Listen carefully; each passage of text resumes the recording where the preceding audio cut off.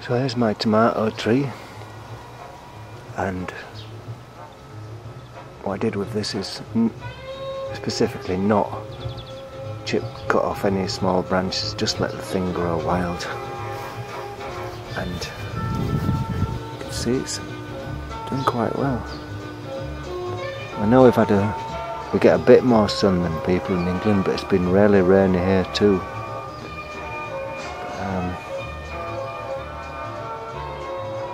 I think this idea works. Oh, my Japanese friend Yoshi, he said just let it grow, let the whole thing grow, because when a plant is small it's not fully mature and the roots are not fully developed. And it makes sense if you think about it.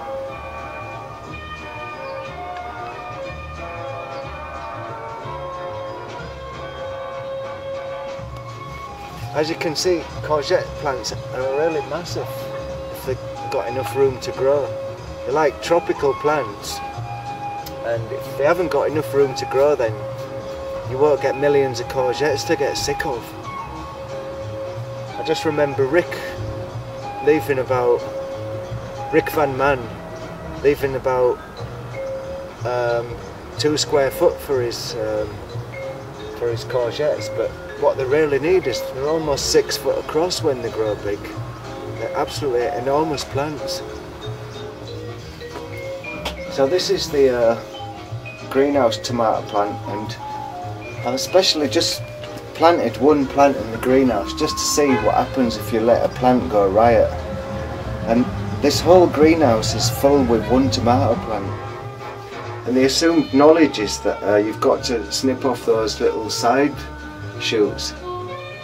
And this is still an experiment, but there is a hell of a lot of green in here. The whole greenhouse is full with this stuff. But if you have a look inside, you'll see there's lots of tomatoes as well. They're not ripe yet, but they're all coming. The trestles are perhaps not so big as they would be, but they're not too bad. Not too bad at all. And this whole plant, if you look inside the plant, it's absolutely covered with tomatoes. And this is just one plant, remember. And if all these tomatoes get ripe, it's going to be a bumper crop, because I'm just worried about one thing, is that if they get the blight, if the blight comes and gets them, then that'll be it.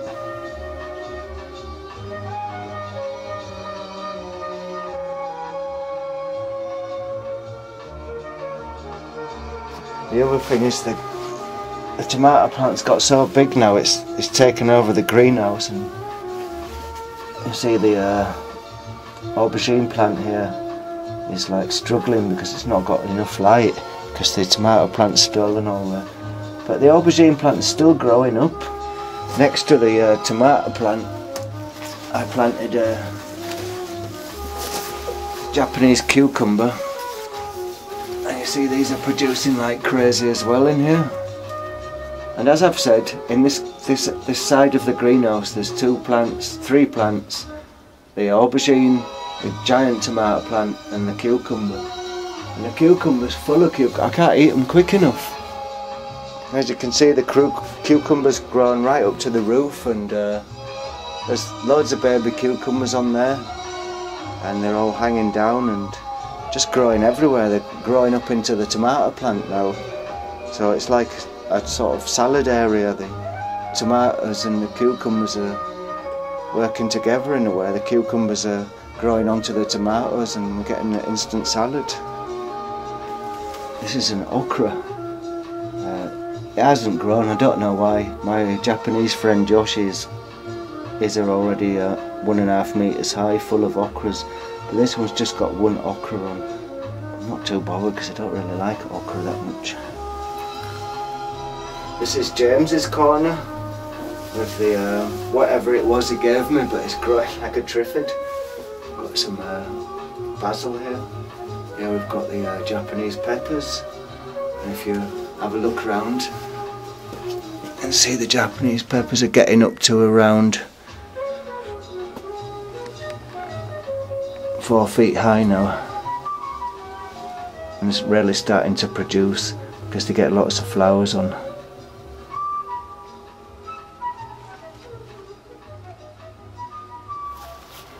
So this whole area here might look like a giant weed bed, but there's courgettes there, there's mint in the middle,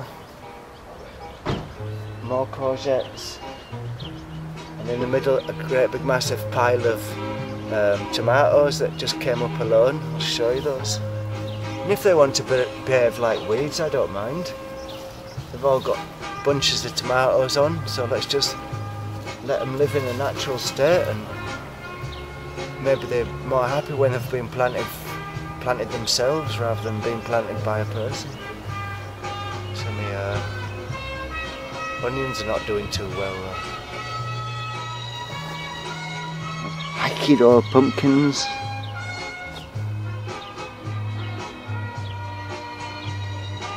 Pumpkins starting to swell now. Now you can see behind there's all the potatoes, they're all dying off now. So I guess it must be time to harvest them potatoes soon. I'd like any advice, but I'm just going to leave them in for a while, see what happens.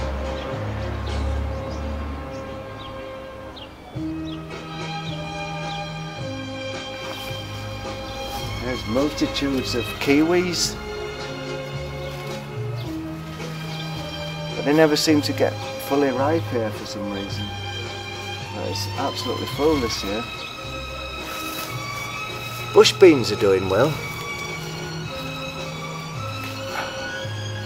They're doing great, these ones. I've been eating these. I'm sick of vegetables. But I planted the wrong ones. You see, I put these big poles in, and instead of putting the beans in that climb up the poles, I put the ones that just grow on little bushes next to them. So next year I've got to get different sort of beans, the ones that climb up the poles. Better cooked, but I said in the last video it's exponential curve. As July goes on, how the produce starts producing, and now it's just like, it's crazy. I'll show you the logbook afterwards. So we have a quick look in the logbook. There's a logbook. We got 5, 10, 15, 19 courgettes we've had so far, 3 aubergines, 4 cucumbers, 25 tomatoes, 3 handfuls of beans, 2 to 3 kilos of spinach, and 7 pots of jam. And it's only just starting now, and I don't want to rub it into all the gardeners up in England and Ireland and everything, because it's not been that brilliant here either. It's been really wet, and people around here saying there's no summer, but compared to what the weather's been like in England, it's still better. But my personal feeling is that it's this, remember in 2 years ago, that big volcano in Iceland, and all the planes got stopped from flying and stuff. Well, I think that dust in the atmosphere caused it to cool down this year, and I think after Krakatoa they had a real, like a winter, a summer that never was, and I think this summer that never was is really something to do with this Icelandic volcano. It must be something, mustn't it? Anyway, have a great day, and I hope August warms up a little bit for all you northern latitude gardeners.